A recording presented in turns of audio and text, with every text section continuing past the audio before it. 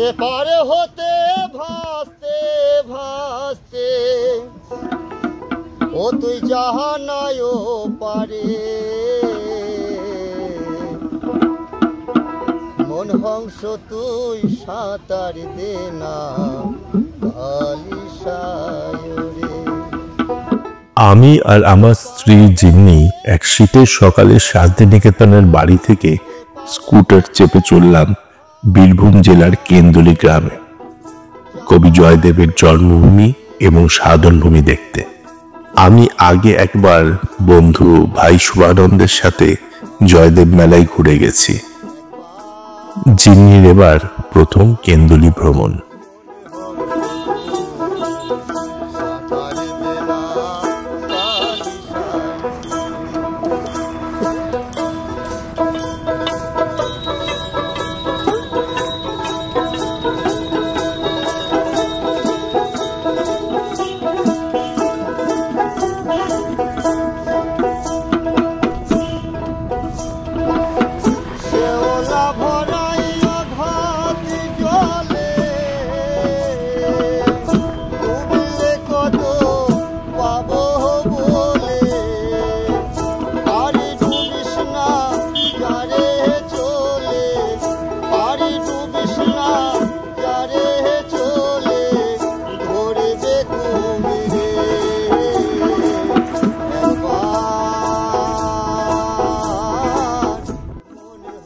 বৈষ্ণব কবি জয়দেব 1200 শতাব্দীতে জন্মগ্রহণ করেছিলেন বর্তমান পশ্চিমবঙ্গের বীরভূম জেলার কেন্দুবিল্ল বা কেন্দুলি গ্রামে। যদিও উৎকলবাসীরা মনে করেন তিনি উড়িষ্যার কেন্দ্রপাড়া নিকটবর্তী কেন্দুভিলা গ্রামে জন্মগ্রহণ করেছিলেন, তা সে যাই হোক। জয়দেব ছিলেন ভারতীয় মধ্যযুগীয় সময়ের একজন বিখ্যাত বৈষ্ণব কবি এবং সঙ্গীতজ্ঞ। জয়দেব রচিত গীত গোবিন্দ কাব্যগ্রন্থ এক অমর সৃষ্টি। শ্রীকৃষ্ণ এবং রাধাকে কেন্দ্র করে রচিত গীত গোবিন্দ তাদের প্রেম, বিরহ ও মিলনের কাব্যিক বর্ণনা। গীত গোবিন্দে 12টি স্বর্গে বিভক্ত মোট 24টি গীত এবং 72টি শ্লোক রয়েছে। এটি ভক্তি আন্দোলনের একটি গুরুত্বপূর্ণ অংশ এবং ভারতীয় সঙ্গীত ও নৃত্যের ক্ষেত্রে এক বিশেষ স্থান অধিকার করে। ধীরে সমীরে যমুনা তীরে কৃষ্ণ প্রেমিক যে বাঁশির সুর শোনে, আজ থেকে হাজার হাজার বছর পূর্বে অজয়ের কুলে জয়দেব গোস্বামীও সেই সুর শুনেছিলেন। তারপরে নিজের জীবন সাধনায় প্লাবিত করেন অজয়ের তীরবর্তী অঞ্চল।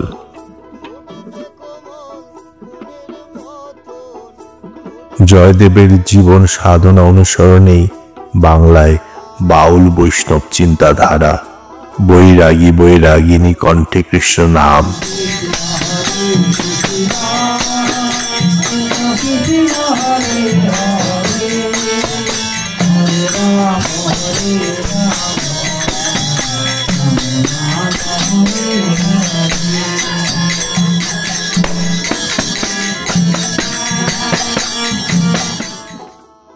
জয়দেবে পৌষ সংক্রান্তির উৎসব ও বাউল মেলার মনেও সেই কথা।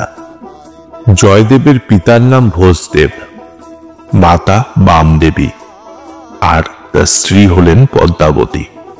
সংস্কৃত সাহিত্যে এবং সঙ্গীত শাস্ত্রে জয়দেবের অসাধারণ পাণ্ডিত্য ছিল।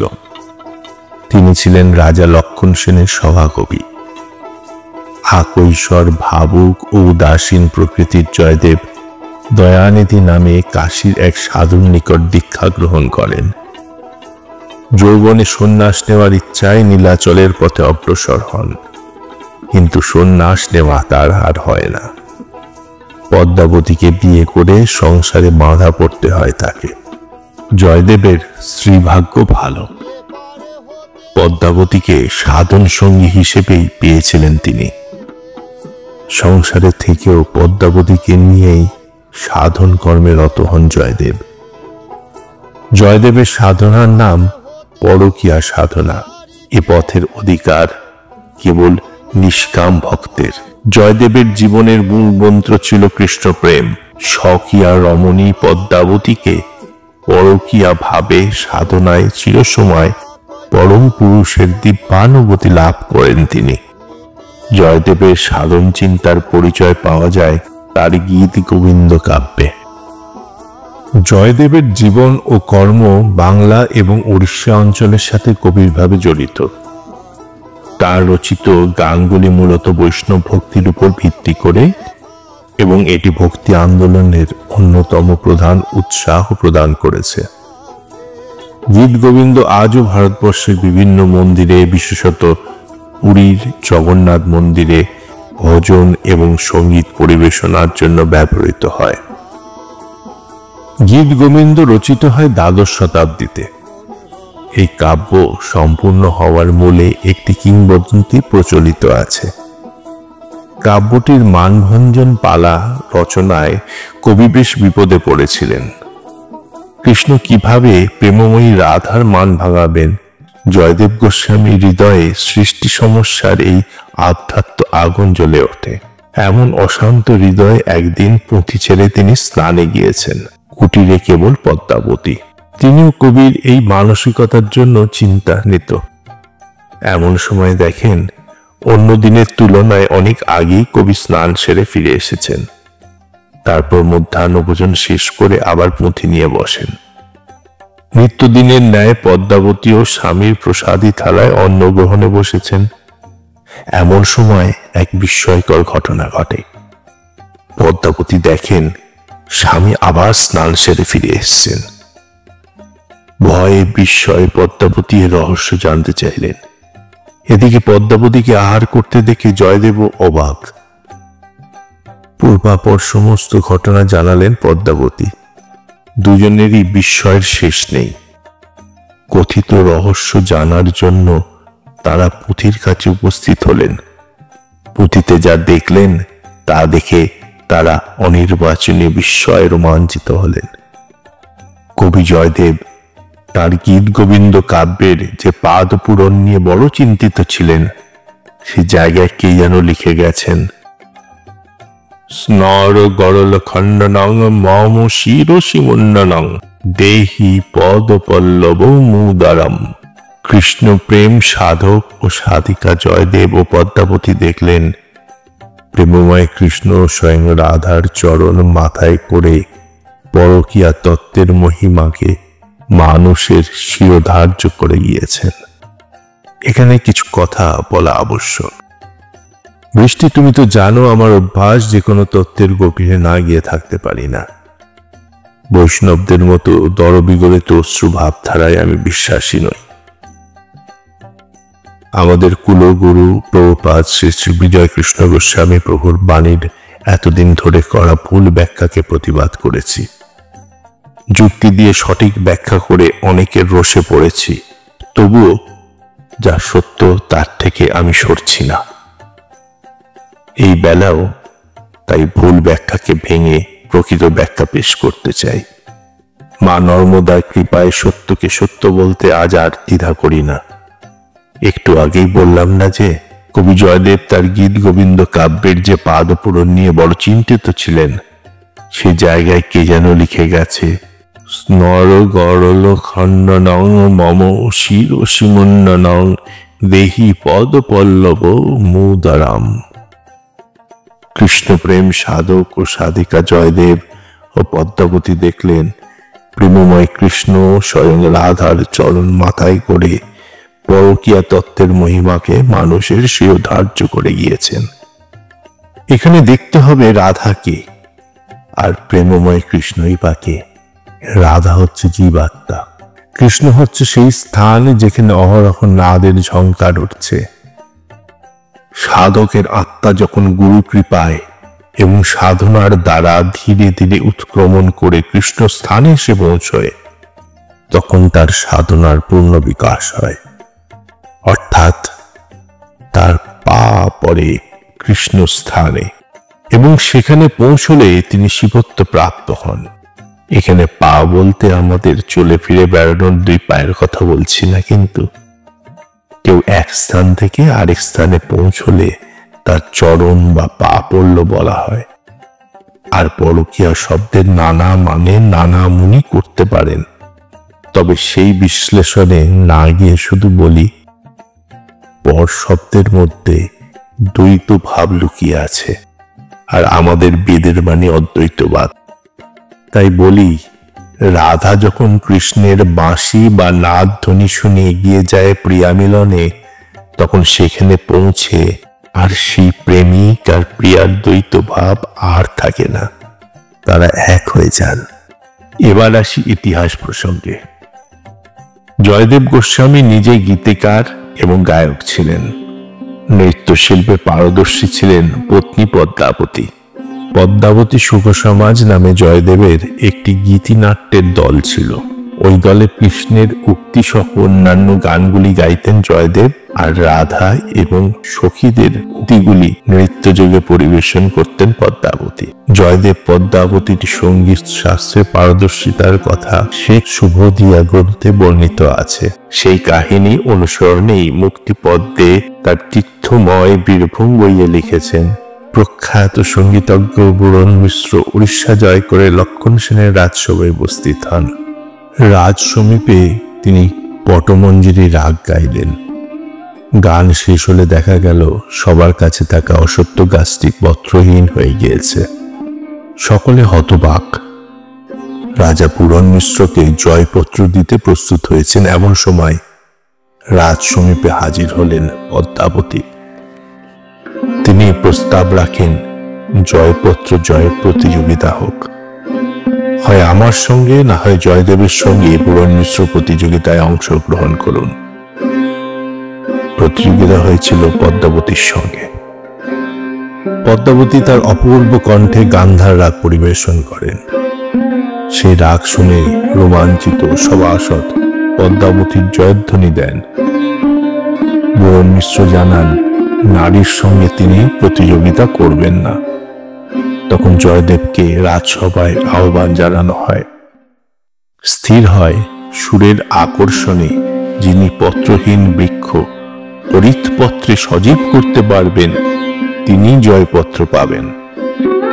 পুরন মিশ্র তার অক্ষমতা জানান। তখন জয়দেব বসন্ত রাগ আলাপ শুরু করেন। জয়দেব কণ্ঠ নিঃসৃত বসন্ত রাগ আলাপ ধ্বনিতে সভাসদ বিমোহিত হন এবং পত্রহীন বৃক্ষ সজীব কিশলয়ে পূর্ণ হয়। রাজা লক্ষণ সেন সেদিন সানন্দে গীত সুধাকর জয়দেবকে জয়পত্রে সম্মানিত করেন। জয়দেব কেন্দুলি মেলা বহু প্রাচীন। এই মেলা প্রসঙ্গে কিছু প্রমাণ, কিছু কিংবদন্তির কথা বলতে হয়।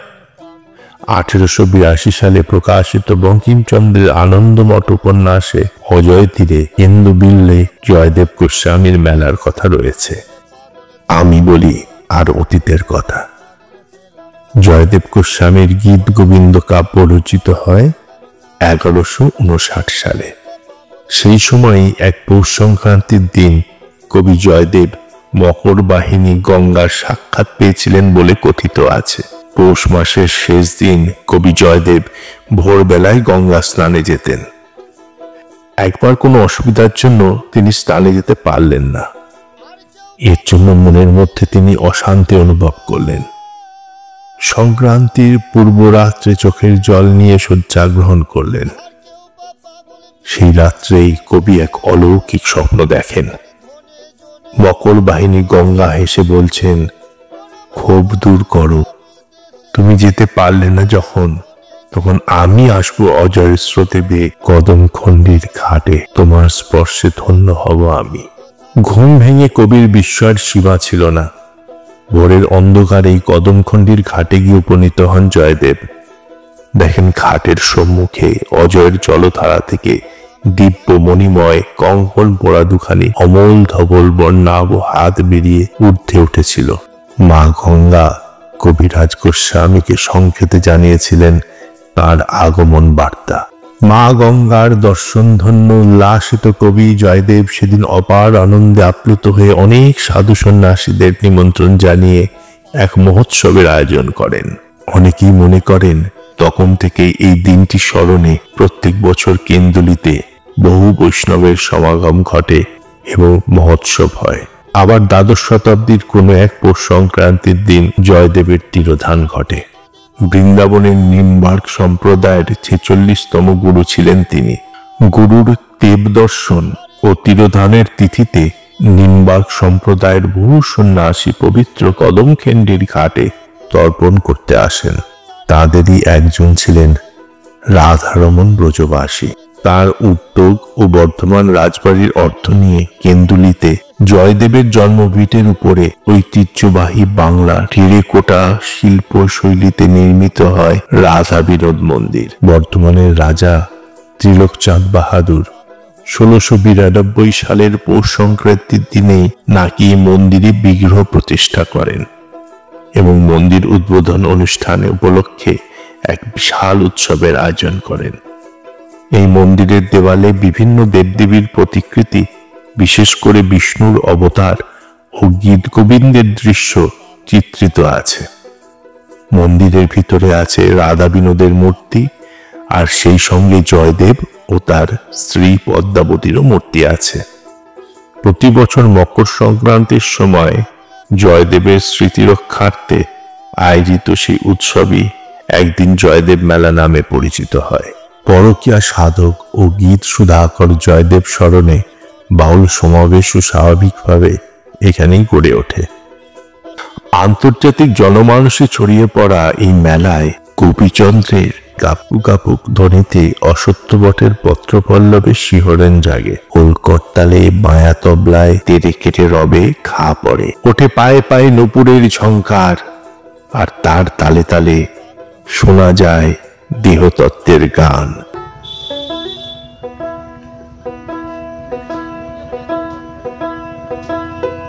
মায়া নদী কেমনি যাবি বাইয়া,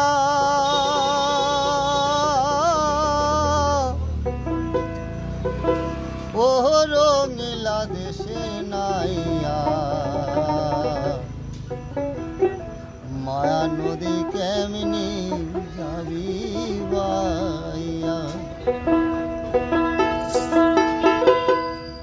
মায়া নদী কেমনি যাবি বাইয়া, রঙিলা দেশে নাইয়া, মায়া নদী কেমনি যাবি বাইয়া, মায়া নদী কেমনি যাবি বাইয়া, ও রঙিলা দেশে নাইয়া,